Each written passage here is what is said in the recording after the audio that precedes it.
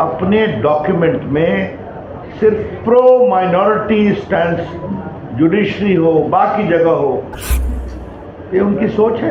वैसे वोट तो आना नहीं है, जीतना तो है नहीं, लेकिन वोट की कवायद हो रही है। दूसरी बात, राहुल गांधी का एक स्टेटमेंट है ना महाराष्ट्र में न्याय यात्रा में कि देश में हम सबके इनकम की जांच का सर्वे कराएंगे और बाद में उसको डिस्ट्रीब्यूट करेंगे। उनका स्टेटमेंट ऑन रिकॉर्ड है।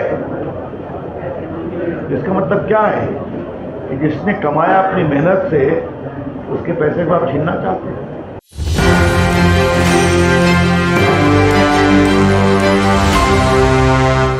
नमस्कार, आप देख रहे हैं एक न्यूज़ 24 और मैं हूं वरीशा आपके साथ। जैसे कि आपको पता है कि पहले चरण का चुनाव अब बिहार में खत्म हो गया है और दूसरे चरण का चुनाव के लिए पार्टियां तैयारी जोरों शोरों से कर रही हैं।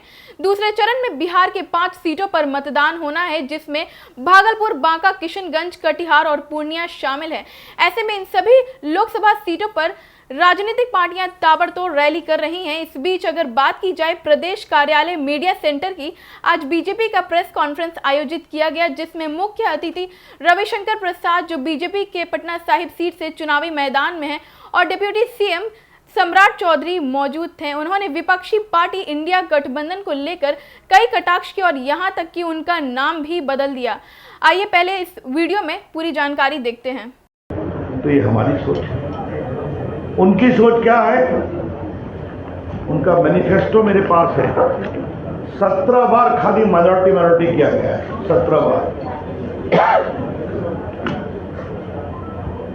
और मनमोहन सिंह का आपको एक भाषण याद होगा, minorities have the first claim over the national resource.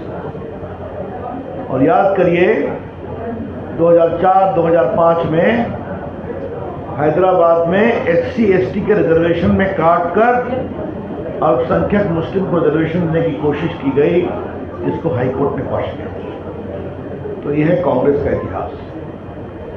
इसलिए अगर प्रधानमंत्री ने एक बात कही है तो कांग्रेस का जो न्याय पथ, न्याम भी या न्याय पथ, और ये देश के सामान्य जनों के साथ अन्याय पथ है।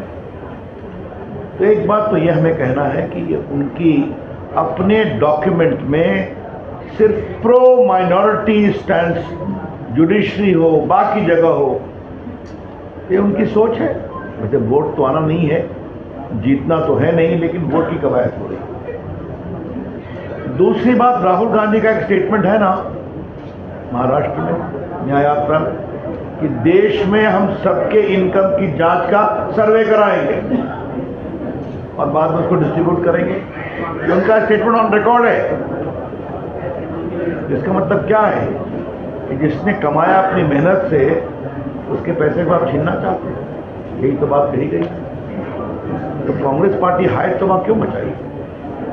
इसलिए प्रधानमंत्री ने जो सच्चाई है वो देश के सामने रखा है, जो उनके मैनिफेस्टो से साबित होती है। एक बात माननीय प्रदेश अध्यक्ष जी, उप मुख्यमंत्री जी ने बहुत विस्तार से बताया है, उसमें मुझे कुछ नहीं ऐड करना है, लेकिन एक बात सिर्फ आपके विचार के लिए, इस ठग गठबंधन के लिए कहनी है। सोनिया गांधी, राहुल गांधी दोनों भ्रष्टाचार में आरोपी हैं कि नहीं, बेल पर हैं कि नहीं नेशनल हेराल्ड केस में।